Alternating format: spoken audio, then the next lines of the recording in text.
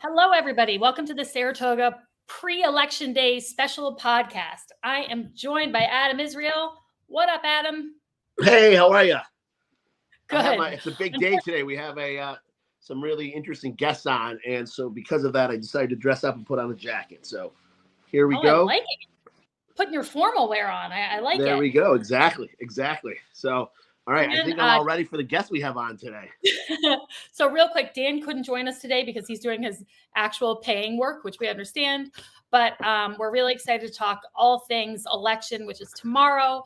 And there's been a lot of things developing over the weekend, including a press conference held by the Saratoga Springs Democrats this morning. And to talk about that press conference, my friend and fabulous journalist, Thomas Timopoulos, is joining us from Saratoga Today newspaper. How are you, Tom? I am swell. How are you folks doing? We are, I don't know. How are we, Adam? Excited. The night before Christmas, a little bit. You know, when you geek out on local politics, like I think all of us do. Monday night before the first Tuesday in November is always a special date. But this year, I think there's a lot to talk about. And today there was a lot going on, and you happened to go and be be in the front line of this press conference. Is that correct? That is correct, and I agree. It's the political time is a real fun time for journalists, and especially this year, anything to take my mind off the Giants would be good. Yeah, the Giants and the Bills right now. I feel that pain. Yeah. So the Democrats had a press conference this morning, and it was primarily in response to a mail piece that current Public Safety Commissioner Jim Montagnino had put out. Correct. So, Tom, what was the crux of this press conference? What was the message they were trying to get out? Well, just to backtrack and maybe set up the show, and I'm sure people know this, but the political race this year in the city involves two contested council seats, right? There are multiple candidates for those two seats. So if I may just backtrack for a second. Absolutely. We have the incumbent Democrat mayor, Ron Kim, who is endorsed by the Democratic Party. He's challenged by the former public safety commissioner and Democratic Chris Matteson, who's running on an independent line, and John Safford, who's endorsed by the Republican Party and running on the Republican line. The other seat is for public safety. We have incumbent Democrat Commissioner Jim Montagnino, who is endorsed by the Democrat Party.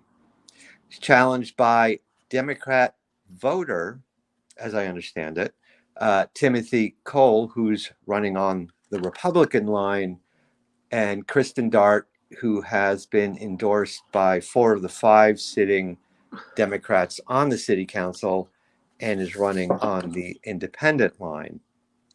And I think for those who look at things cynically as having political motivations, that may play a role in it.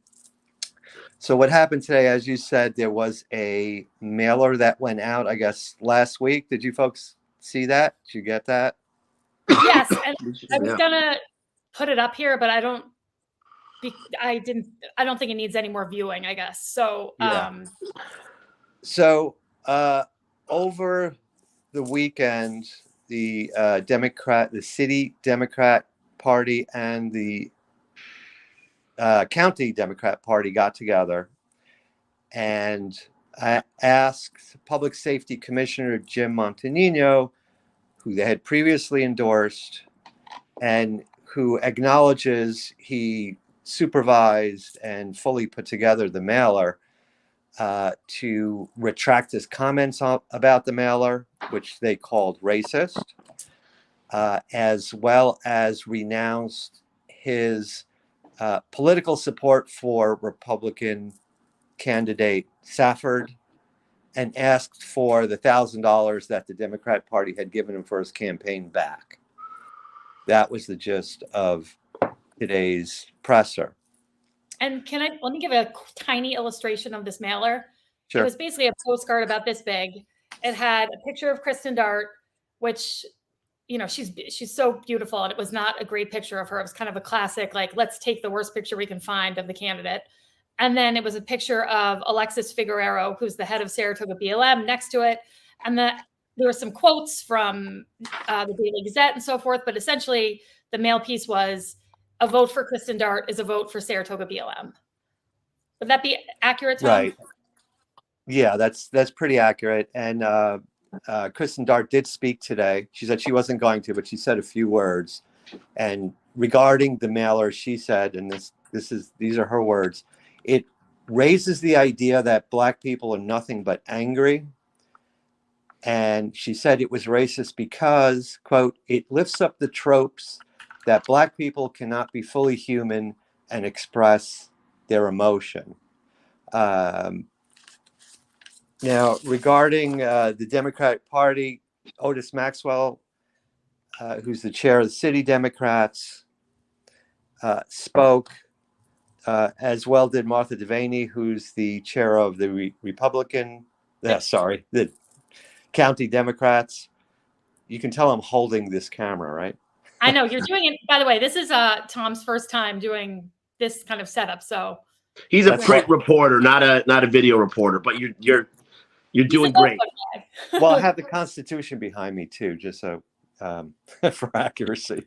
But basically, he reiterated those three requests of Montanino to renounce the mailer. Montanino said he would not renounce it. To renounce his support of the Republican candidate Safford for mayor, which he said he would also not do. And as for the $1,000, and I want to make sure I have this correct, he said he would, in lieu of returning it to the Democratic Party, he would donate it to the United States Holocaust Memorial Museum in honor of those members of the Saratoga Springs Democratic Committee who support the right of the State of Israel to exist. And it continues from there.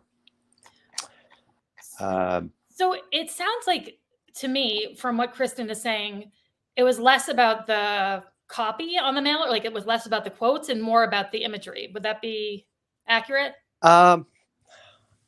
Yes and no. It essentially is attempting to link her to Saratoga BLM, right? And that was brought up today as well. Otis Maxwell, the chair of the city committee, said, I can speak for most of our committee members to say we are appalled by the mailing and that it's, quote, antithetical to harmony with one another and especially concerning to people of color and anyone who feels marginalized by the community. There was quite a bit made about Saratoga BLM's recent rally, to which they were accused of supporting Hamas. And that was denied both by members of Saratoga BLM as well as Reverend Cleveland, who spoke at the rally. Yeah, well, I have to interject here because and any gathering where you're holding signs that saying "to the river, to the sea," which is essentially calling for the eradication of the Israel and the Jews that are in Israel, I don't think you can speak out of both sides of your mouth.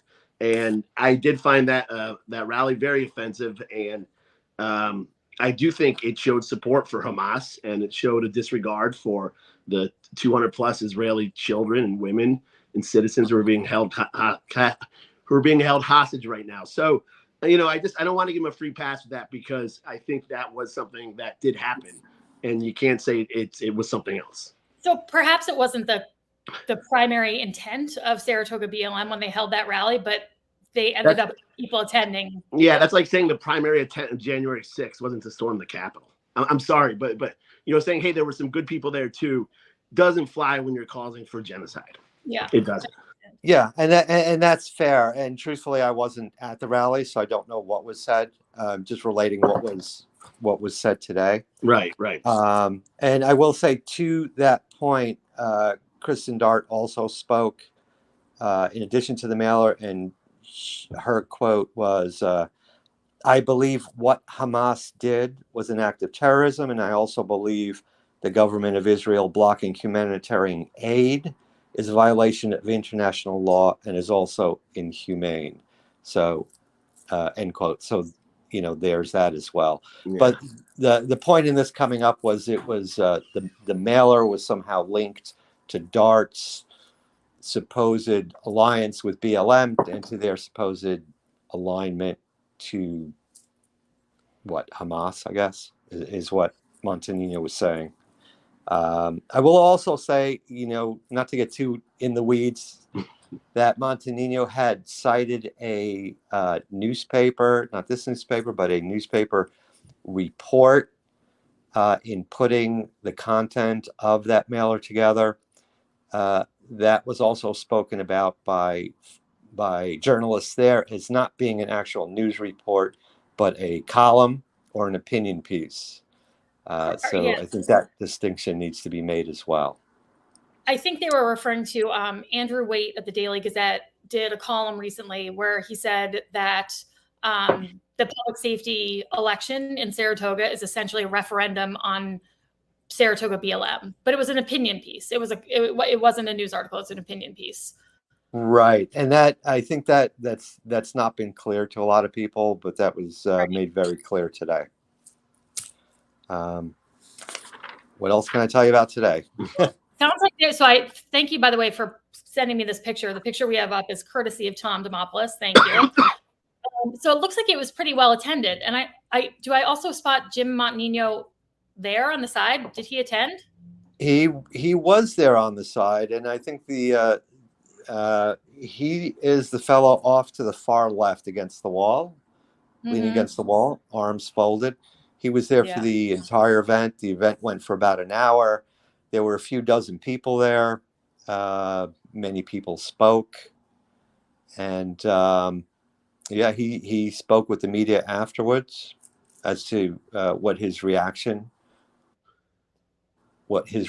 are. And I will throw this out finally as a little bit of curiosity that, and Robin knows this, and actually Adam does as well. At political election night, the parties gather together, right? In their respective areas. Now, Kristen Dart, who's an independent, will be gathering with the Democrats tomorrow night when the numbers come in. And Montanino, who's a Democrat, will be at the firehouse. So he will not be with them. Really? That's interesting, right? Because go ahead. What was that? No, I just think it's unusual for a candidate to be at the firehouse. Who did the firemen endorse? They endorsed Montanino, right? Yes, they did. Yeah.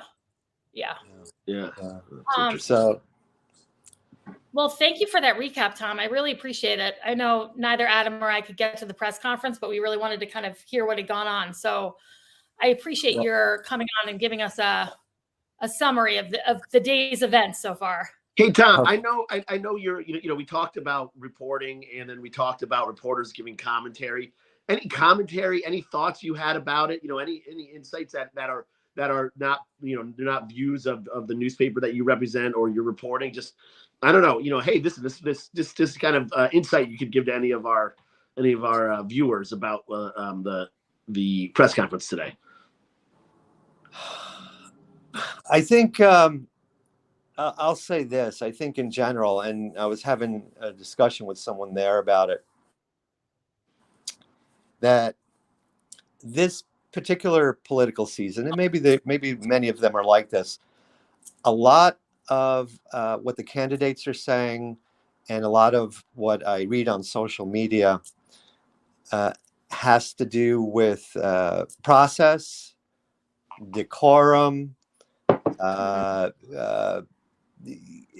calming down city council meetings, supposedly, things along those lines. And I don't hear a lot, if anything, about the issues.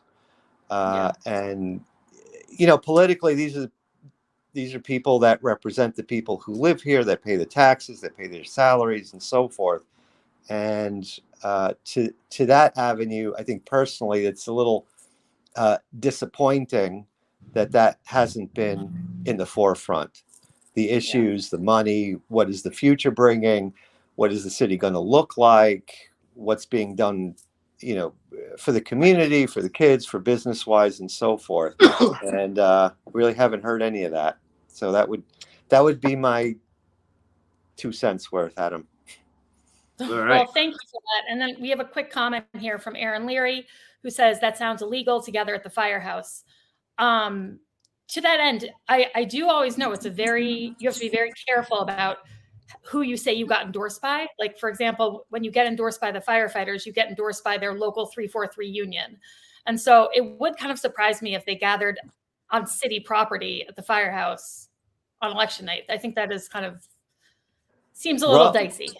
Yeah, and just to be clear, that was a conversation. It wasn't an announcement. It was a conversation. I asked, where will you be tomorrow night? And the response was the firehouse. So, I mean, it will not be a city council quorum, Maybe, obviously. I think Malta's got a firehouse subs.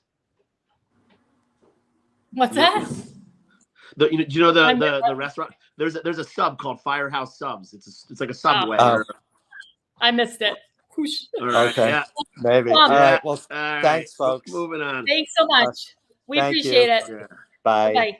Hi, Tom. Hey, Robin. Real quick, going back. No more jokes. But could you mean? I know the PBA has that building out across from the old dump.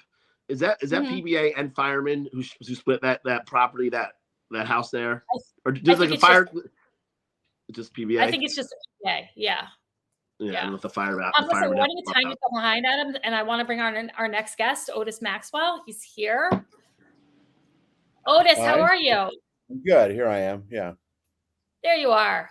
Otis Maxwell is the chair of the Saratoga Springs Democrats, and we're thrilled that you came on today, Otis. I really appreciate it. Thank you. I'm glad to be here. I also have to give you a shout out because I know being the chair of a local political committee is not the easiest job in the world. So I commend you for doing it so adeptly. Well, thank you. We have a lot of viewpoints on our committee for sure. And the idea is to let everybody be heard and feel that their input is valuable, because we have to make them do a lot of work, go out and canvass for voters and so on. Absolutely. So I would love, if you want to just go through your candidates and, anything you want to mention before the remaining people who haven't voted early vote tomorrow, since tomorrow is election day. Absolutely. Well, first of all, as far as Tom's comments that he is not hearing enough about the issues, I know that Ron Kim, our mayor, has been trying very, very hard to talk about the issues and talk about the accomplishments of his administration, and there are many, including finishing the fire station, advancing affordable housing, passing a reproductive rights ordinance, supporting LGBTQ citizens, completing the downtown connector, protecting the open space plan, and on it goes. And bike paths are also part of that. So he's had a bunch of good accomplishments. Our other candidates who are running unopposed, Nita Sangvi, Dylan Moran, and Jason Golub are also part of that and also share that credit. So there are a lot of issues we're proud of, and we'd like to talk about them more. Yeah, I do. To some extent, what's happening with Commissioner Montanino is a bit of a distraction that seems very noisy, and sometimes it's hard to cut through the noise with the actual issues. Right. And also I wanted to say about the disruption in city council issue. Something really became clear to me last week at the forum at Skidmore. Ron Kim was asked a question which caused him to reply, well, I grew up in a multicultural household, and I learned very early that people express themselves in different ways. And you have to respect that different people have different ways of expressing themselves. As mayor, he has opened up the public comment period, increased the amount of time that people have to speak. And there are a lot of very loud, emotional voices that are heard there. People who are upset about their noisy neighbors, people with zoning issue, a street that should be a two-way street, et cetera, et cetera. And if you go to these meetings, you on the one hand, you feel exhausted after listening to all the public comments, but on the other, you say, wow, this is democracy at work. Citizens get to talk to their government. So putting it in perspective, it's hard to be upset about the fact that Ron Kim has made this possible, and almost all the council meetings have gone on without disruption. So that's the perspective I'd like to put on that. Well, I will say, I sat through my fair share of really rough public comments.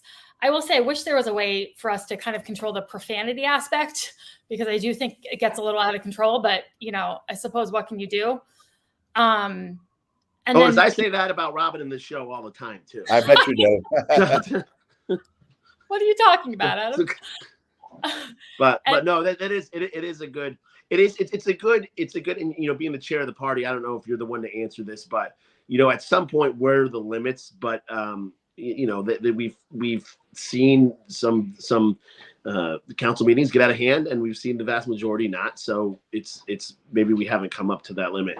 Otis, you took over from Pat Tuz, who came off a very successful election season 2 years ago. She basically got 4 out of the 5 candidates on the city council. You guys then got Jason Golubin. So the Democrats, growing up in this city, it was always the Republicans who were the powerful party. The Democrats seem to be, controlling things right now. And like you said, now you have a lot of different people, a lot of power, a lot of different voices.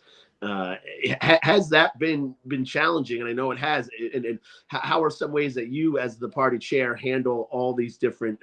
Because even Democrats and Republicans, as we've seen within parties, will differ, right? As right. You well know. What are some of the things that you do as the chair to try to keep everybody on the same ship?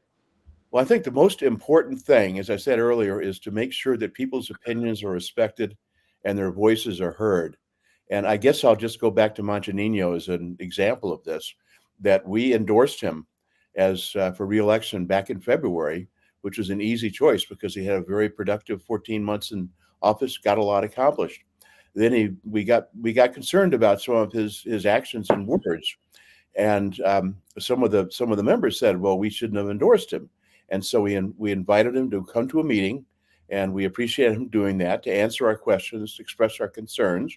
We then had a vote on whether we should take back the endorsement, which is something that we take very seriously because the candidates spend a lot of time getting endorsed, meeting with us, going through a process, and we don't want to take that lightly. So we voted in the end not to disendorse him, to leave the endorsement in place, but to send him a letter of concern saying, we really hope you'll reconsider some of your actions and your deeds and take a more moderate tone. And the mailer this week suggests that that's not the case. And I felt very comfortable up there today saying, we just can't accept this. We have to ask him to repudiate it. But throughout, the members at both ends of the spectrum, I think, felt that their opinion was valued, that if you were a rabid anti-Montanino person, you could be heard. And similarly, if you were an old line Democrat who felt that you had to preserve the nomination at all costs, you could do that too. And so technically now, and is he still endorsed by the committee? And what does that have any ramifications other than just that badge? So is he technically now endorsed by the Saratoga City Democrats? Technically, he's endorsed by us, and you're right, it has no ramifications other than that badge, except that next time there's an election and people come before us to ask for our endorsement, they'll know we really take that very seriously. That makes sense. And like I said before, I can't imagine being the chair of the either, party here, because especially with the Democrats, we have such a big tent party now. So it is hard to kind of accommodate all opinions when there's such a wide range. Any predictions, Otis, for tomorrow? Well, I'm hoping we'll have a very successful day. I haven't mentioned Gordon Boyd, who's running for supervisor, and as a candidate, we are very excited about, because he's a candidate for change in a situation where we give $30 million in sales tax revenue to the county of Saratoga and are very unrepresented. For example, we have no representative on the board that controls casino gambling and horse racing overseas in Saratoga, which is it's hard to explain that. And the reason for it is that the makeup of the supervisors is allocated by city or by town. The town of Day, which you can't even find in a map, you have to, Day, Saratoga County into Google Maps, and it'll show you an outline of a rural area. They have one supervisor who is their own. We have 30,000 people. They have 850 people. We have 30,000 people. We have two supervisors, and it's the same with the other larger cities like Clifton Park. So as a result, we're very unrepresented as far as the ratio to population. And Gordon is going to try to reach across party lines and make some changes in that.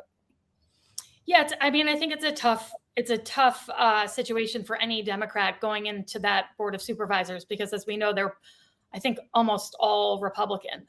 And so it's definitely going to be a challenge, but I'm sorry, didn't mean to interrupt, Robin, but I actually didn't answer your question, which is what do I think is going to happen tomorrow? Oh yeah, please. So I think, we have a very real challenge to the Democrats by a former public safety commissioner who is a Democrat, running on his own against Ron Kim. And so we are concerned about that. You got two Democrats versus one Republican. Yeah. And so we urge anybody who supports Ron Kim and anybody who supports the direction we're going in now, don't sleep on this. Get out and vote. Yeah. I have heard some numbers floating around with early voting. It seems like a decent amount of people voted early. I don't know if you. Yes, so we really had good early voting numbers. Quite surprisingly high. Yeah.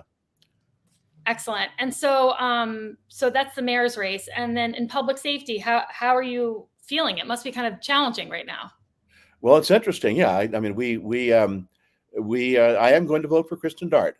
I like the way she has managed her campaign. As I say, I was a fan of Montanino because of his accomplishments, but I think she shows that she has the mettle, and she is experienced working with the public in a tough situation with her job at Planned Parenthood. So I think she can manage it. Excellent. And any predictions on the supervisor race? I think Gordon is going to win. And we have another supervisor, of course, who is very popular, Matt Veach, who is the Republican and is the incumbent. And to say, I hope two Democrats will win would be, kind of up high in the sky, because he is going to win. So I am going to vote one and done for supervisor candidate Gordon Boyd. So it's interesting you say that, because last election cycle, I think it was the first time that Matt Veach got fewer votes than his Democratic counterpart, Tara Gaston, at the time. That's right. Yeah. But he's a guy who works hard for the city of Saratoga, and he can always, if you saw the debate that the three candidates had a couple of weeks ago, he's able to just reel off, I did this, that brought money into the town. And it's a very impressive story that an incumbent can tell. And I think he's got a lot of friends here. It is a little unusual, though, that you do have another Democrat running, Michelle Madigan. And I found it interesting, the committee supporting a Democrat and a Republican versus the Democrat and Democrat. Well, we don't support official speech. We just accept what is probably inevitable. And I respect the fact that Michelle Madigan, who is not endorsed by us, did petition and did get on the Democratic line. But as I say, I'm one and done as far as the way I'm going to vote for Gordon Boyd. Gotcha. Well, thank you so much for coming on, Otis. I really appreciate it. I really appreciate your kind of giving us a rundown of your candidates and, what they stand for, so voters can be even that much more informed going to vote tomorrow. My pleasure. Thanks for inviting me. Thank you so much, Otis. Appreciate it. All right. Thank you, Otis. Thank you, Adam.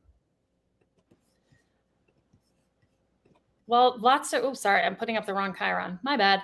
I I really do think that Otis he's had quite the campaign season, with the controversy with Jim and back and forth. I can imagine he's been quite busy and probably needs a decent vacation post November 7th to recover from all the madness. Yeah. It is. There are some like I've always said, when I ran for office, I ran as an independent, and I heard from Democrats, I heard from Republicans, but some of the Democrats are just the real kind of entrenched far left ideologues can be loud and nasty, and so I'm sure he got an earful on a lot of different things.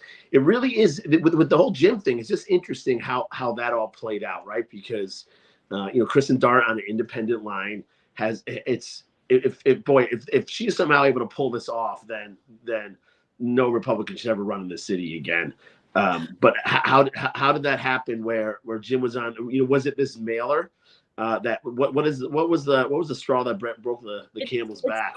It seems like it was this mail piece, I think. Yeah. Yeah, definitely. Yeah. And one of we're not really a gotcha thing, but it's interesting about this mail piece of I had a big issue with the Democrats going after a candidate for school board, Sharon Dominguez, and because the Daily Gazette, this same weight guy from the Gazette, who I think is a trash reporter, wrote this piece about her, but used a very unflattering image, and I thought that was very misogynistic. It was done on purpose. It just wasn't a random photo. They know the pictures they're using. They know the imagery, and the Democrats had no issue with that, right? They had no issue with a woman being kind of photographed in a very unflattering light, and then using that photo with a negative article. And it's kind of what happened in that mailer. I mean, the big debate in that mailer right now is that, all right, what exactly is racist about it, and what is untrue about it, right? So it states some facts. Are the facts untrue? And certainly the argument of how they portray an angry black man and a black lady in politics, the pictures were not flattering, and I'm sure that was done on purpose. And that I do have a problem with that, but you can't have your cake and eat it too. You can't choose when you're going to be outraged over the use of imagery and if it wasn't that, what in this mailer was false. I mean, I think it's a little harder. Like the two comparisons are, I don't know if they quite compare to me, only in that this mailer came from within the Democratic Party, technically, someone within the Democratic Party, versus a journalist, a newspaper who, they do what they want. But I will say, like, the picture of Kristen, it just brought me back to when I was running in 2019. My opponent dropped a mail piece about me about 4 days before the election. And on the cover, next to the address, there was a picture of my face in color. And it was like the most unflattering photo. And it's just, I was just saying, you don't have a bad angle. What are you talking about, Dalton? You're too kind. Too kind.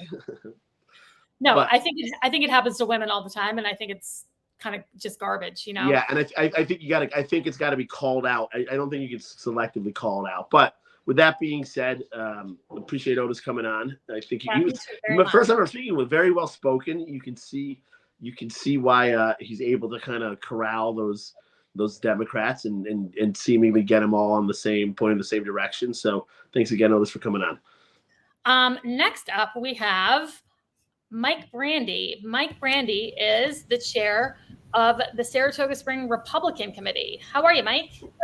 Good, guys. Can you hear me okay? Yeah, we can hear you great. Awesome. Doing as well as can be, on the verge of election day, being involved in this. It's certainly silly season, and we're seeing that in all its glory these last couple of days. Yeah. I do think we should have like a locally scheduled nap day sometime, maybe later this week or early next week, like we can all just take off, rest, and get our sanity back, perhaps. I think we'd have bipartisan support for that across the board. I love it. So there's so much to talk to you about. I would love to hear about your candidates, and then, of course, any reaction to what's been going on today and over the last couple of days. But we should start with your candidates, as I think would be the right spot. Yeah. So we've an interesting slate this year. We don't have a full slate, but I'm really excited about the candidates we do have. We went outside the box here. We kind of really covered all our bases. Heading off the ticket, obviously, John Stafford. who's run in the past. John has been in Saratoga for a very long time. If you live in an HOA, you've probably encountered him managing your homeowners association. He's all over the place with his community service and service to veterans, especially. And what I liked when we were talking to candidates, or, God, it feels like yesterday, but I guess it was earlier this year, is John's just a consummate professional, always level-headed. I mean, you cannot rattle the guy. I mean, in some of the more stressful moments of campaigning, I mean, he's really unflappable. So he's perfectly poised to get in there. He's compromising. He is fair. So I think he will be a really refreshing contrast for all of the citizens of Saratoga Springs compared to Ron Kim, who has been an absolute dumpster fire. Tim Cole, obviously Tim Cole is a registered Democrat. We were not shy in endorsing him. Despite that, I believe that this kind of bipartisanship is the future of our city and really our country.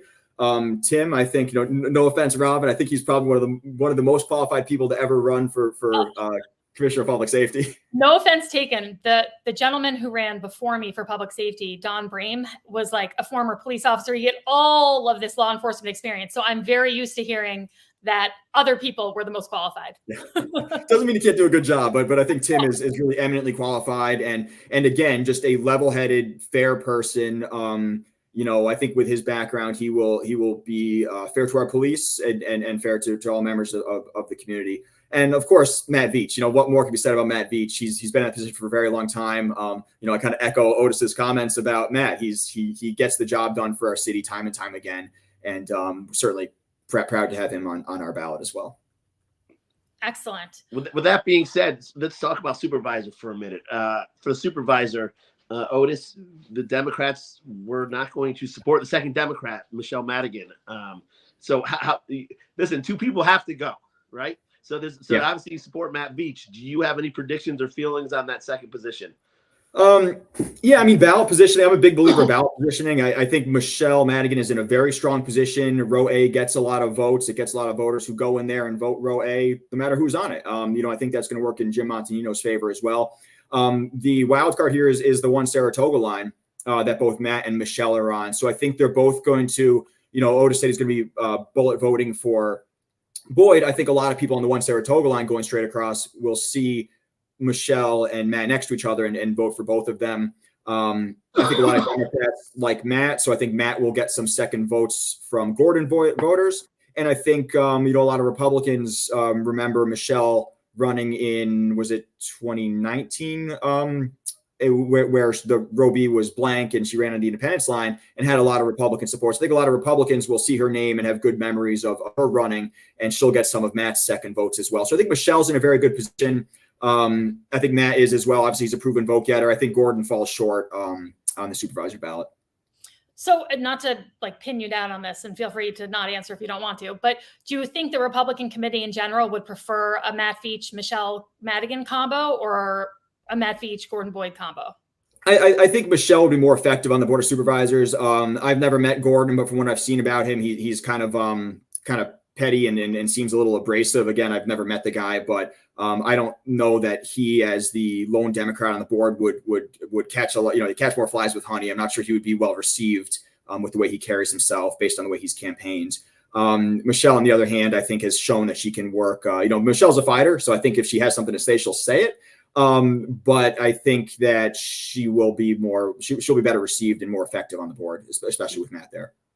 We had a really unexpected, or maybe not unexpected is not the right word, but maybe a non-traditional event happen where the democratically endorsed commissioner for public safety endorsed John Safford, a Republican, for mayor.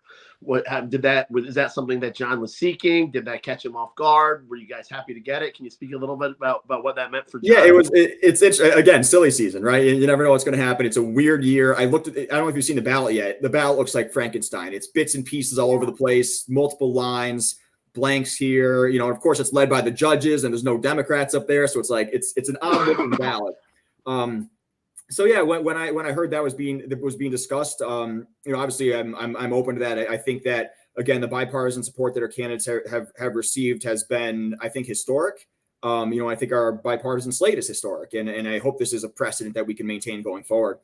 So when I heard about it, it was something personally I was willing to maintain. Ultimately, it's up to the candidate. But I was behind that. I think Commissioner Montino has certainly had his issues in office, and I certainly have my differences with the way that he's handled the Office of Public Safety. But I think, again, what I think was made clear during that announcement is that that was not about the public safety race. That was about the mayor's race, and the fact that Ron Kim, the city cannot take another 2 years under Ron Kim. You heard Tom DeNapolis talk about a lot of running has been running on returning decorum and calmness and collaboration back to City Hall, and not so much as the issues. What are, if you could, sum up an issue or two for the Commissioner of Public Safety candidate Tim Cole and the mayor candidate John Safford? What are some of the big issues that they're going to do when they get in office? Yeah, so I think going back to one of the first real missteps that Ron Kim had was completely undercutting and destroying the city attorney's office. He removed Vince DeLeonardis, who was a competent, fair city attorney for a very long time, got rid of that institutional knowledge, fired, and then rehired Tony Izzo. I have a lot of respect for Mr. Izzo, but I'm not sure that the city attorney's office is functioning at this point. So that was gutted early on. So the city attorney's office needs to be restored to competence. The Office of Risk and Safety needs to be restored. And going door to door, I was hitting doors this morning, and as soon as I'm off with you guys, I'll be back to doors again. Assuming the weather looks okay out there. The insurance issue. I mean, that's something that constantly people are hearing about, where the costs are real. When you're talking $1 million+ a year for the foreseeable future, that's a lot of money out of the taxpayers' pockets, and the money's got to come from somewhere. Either we're going to cut somewhere else to make up for that, or we're going to have to continue to increase taxes for potentially a third, fourth, fifth year in a row. Who knows? So yeah, that was real generational damage done to the finances and the insurability of the city. So definitely a big concern there that people are hearing. And, I don't think we haven't been able to talk about the issues. Civility is at the forefront because it's been over the news, Kim cursing out this person, cursing out that person. So obviously, the kind of, if it bleeds, it leads kind of thing. It's been all over the news.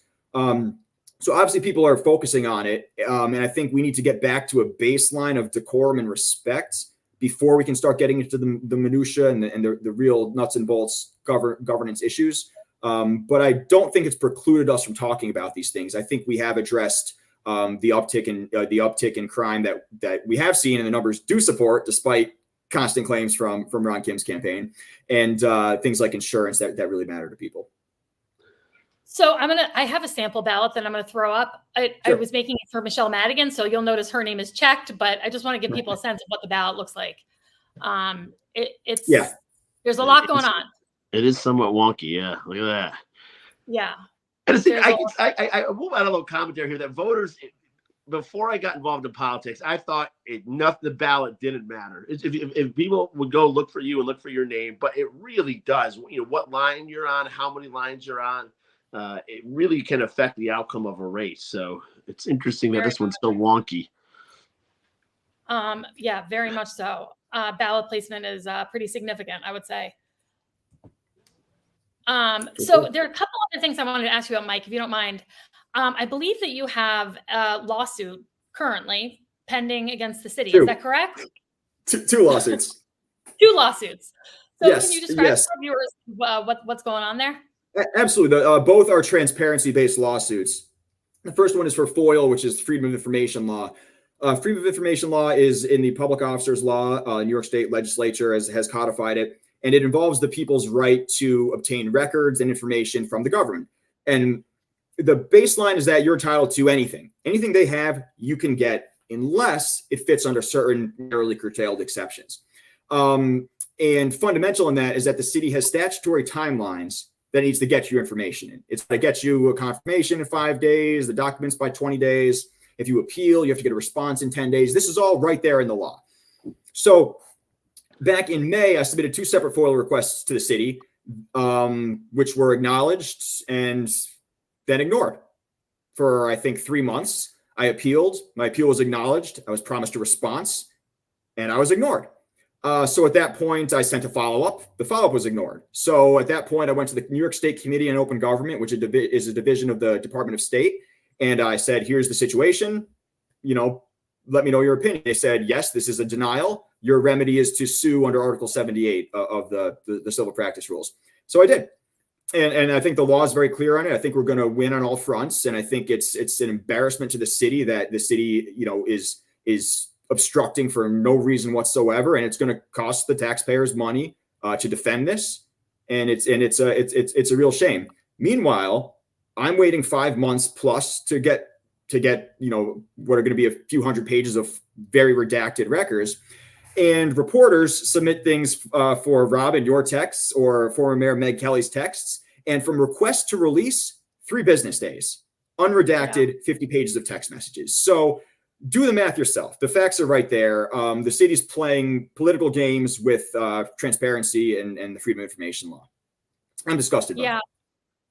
And I know that this administration and Mayor Kim have frequently mentioned that the number of FOIL requests has gone up so dramatically from something from like 222 to now like, I don't know, 400, 500, 600.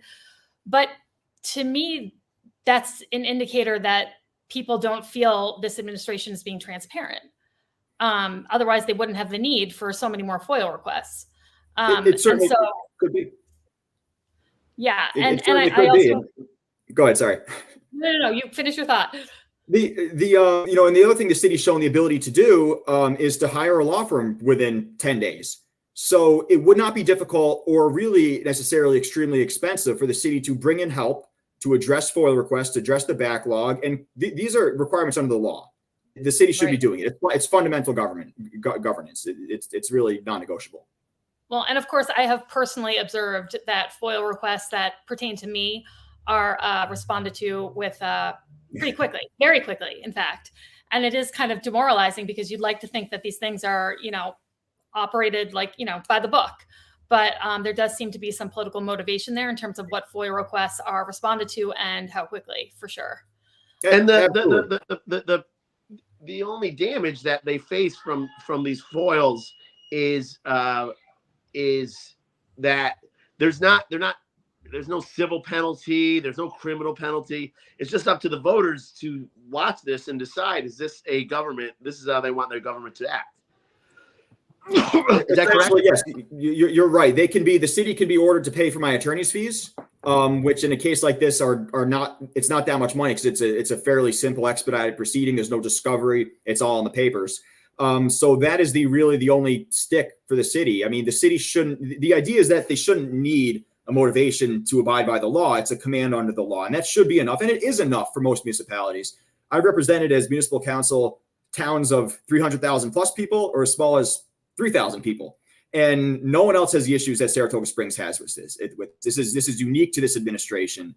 And again, it's disturbing to me. We should mention to our viewers that Mike is actually an attorney. So you have, which I don't think we mentioned at the very beginning. So should put the ESQ after my name. I should have done that. One other question for you while you have your attorney hat on. I had heard, but I hadn't really dug into it at all recently, that the school district is suing the city. Is that correct? And could you enlighten us about that a little bit? Yeah, it's I've looked at the papers and I lost you. It's an interesting one.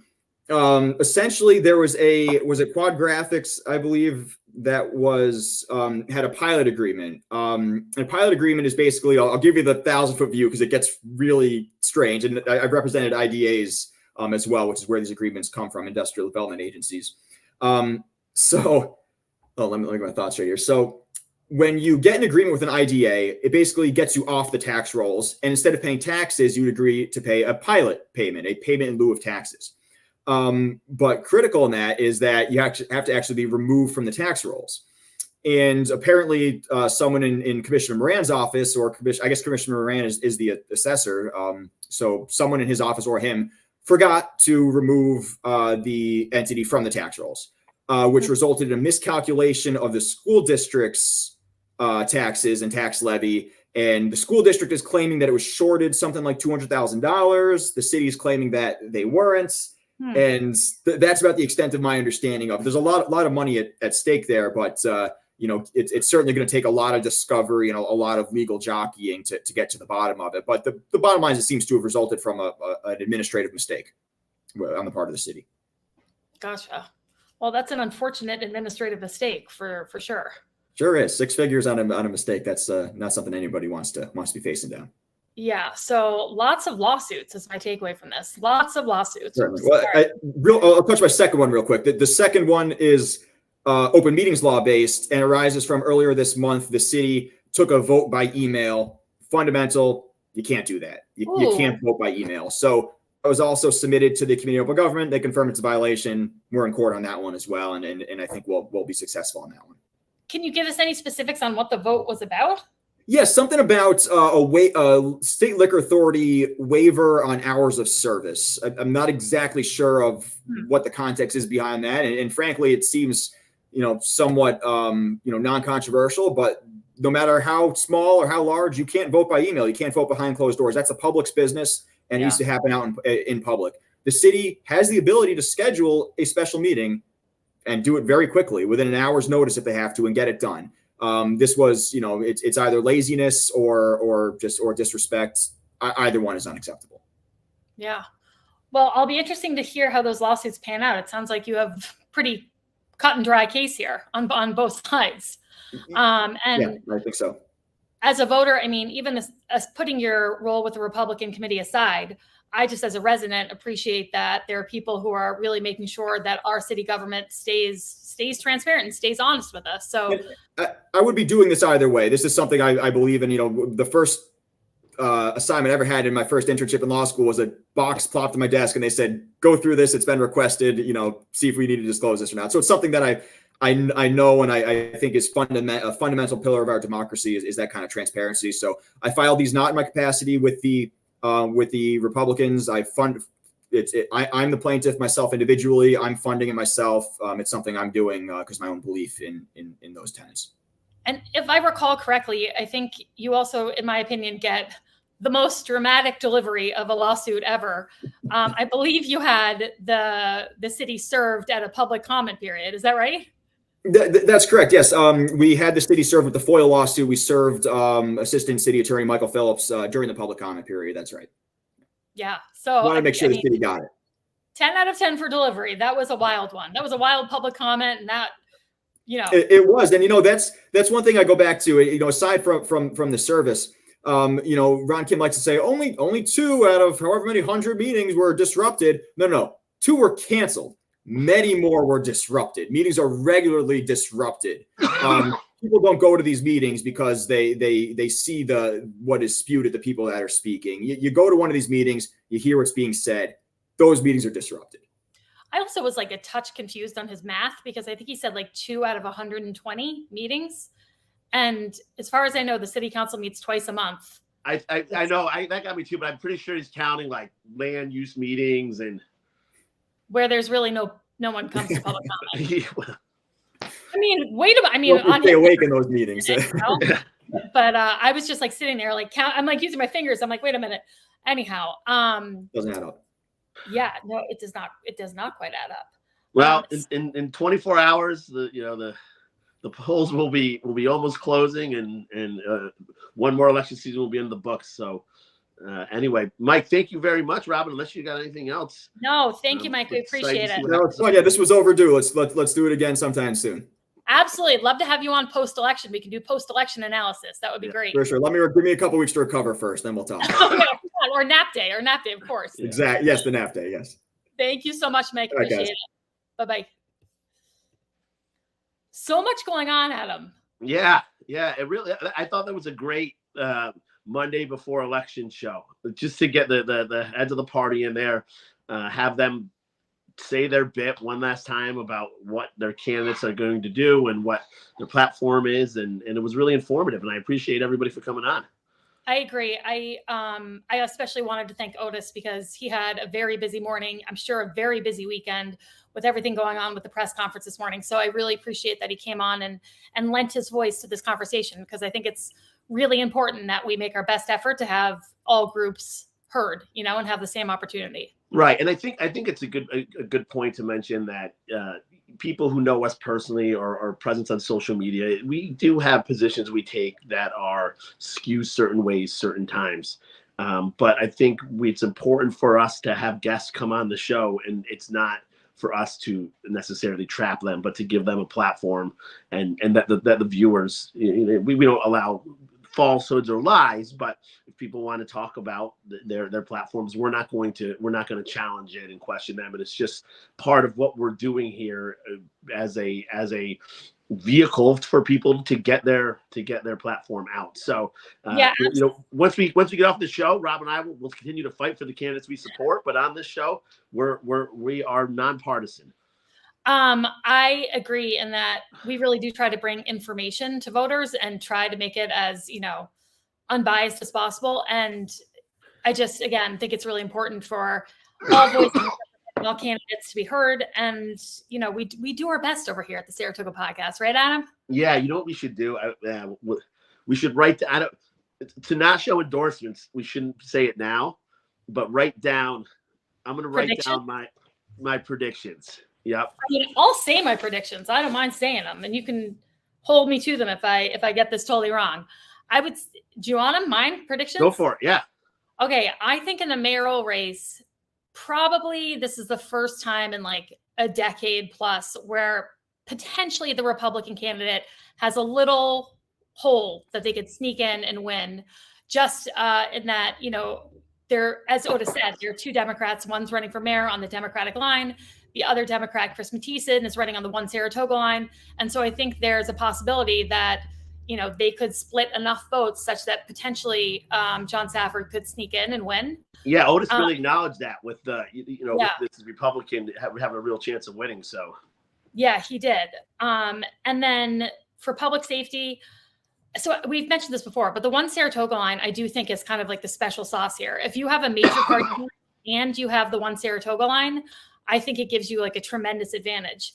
And so for public safety, again, you've got Jim, who I guess is still a Democrat, Democrat in name at least. And then you have Kristen Dart, who's also a Democrat. And I think there could be a little vote splitting going on there. And Tim with the Republican line and also the one Saratoga line, I think has a pretty strong chance of winning. Let me ask you this. Who do you think gets more, Kristen or Jim? I think Jim, simply because we're so inside baseball, we live and breathe this stuff. We're a little obsessed with it, but the 30,000 people in Saratoga Springs are not as obsessed as we are. And so many voters just go in and vote their party line. Yeah. The Democratic committee that's won a lot of races recently. They're really going all in on her. So that'll be interesting to see how much it's from this standpoint, from getting some real metrics and real feedback about where the city is. Having these third-party candidates is a really interesting dynamic in these elections, I think, because it's going to tell us a lot about the power of the Democrat. How much of the power is the actual Democratic committee and the candidates, and how much of the power is just being on that row A, right? And we're going to see that with Jim and Kristen. I totally agree. And then there's also the supervisor race, which with Gordon Boyd and Michelle Madigan and Matthew Veach, and I think if I was giving predictions, my prediction would be that Michelle Madigan and Matt Veach win that race. That would be my prediction. So you've got them, right? My predictions on record. All right. So you have three Republicans. You have all three Republicans winning. Well, no, I have Michelle winning, who's a Democrat. That's right. Right. One Saratoga. You're right. You're right. Michelle. Oh, no, but you have Veach winning. Veach, I think, will probably pull it out. So the Democrat and a Republican. Tim Cole is technically a Democrat. So I have bipartisan predictions. Gotcha. All right. Well, tomorrow, sorry, I have a very bad cold. People can't tell. So tomorrow night we'll be at the different headquarters of the campaign. I don't know that we'll have anybody at the firehouse, but if Jim pulls us out, I'll drive over there. But you will have the results as fast. There will be nobody faster than us. Let's just put it that way. Hopefully accurate as well. I did do a live podcast for the school board elections, so I have a little experience of being live and having results come in. But Adam, I know you and I and Dan have always been super frustrated on election nights trying to find the numbers is so hard. Just hitting the refresh. Yeah, exactly. So we will be stationed throughout the city and going live right at 9:00 when the polls closed. And so people can watch, and as the numbers come in, we'll be reporting them as they come in. All right. Well, looking forward to it. Same here, and we'll have Dan back tomorrow as well. Hopefully, yeah. The All grown-up right. will- Stay charming and vote. All right. Over now. Bye-bye.